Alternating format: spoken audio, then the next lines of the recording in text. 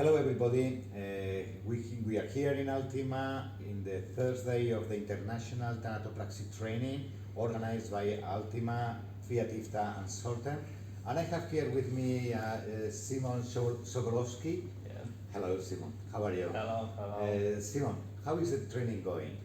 Oh, that's the best training if I want, because we are more practice and non-stop we are talking about embalming, and that is very important for me. Okay, thank you for that.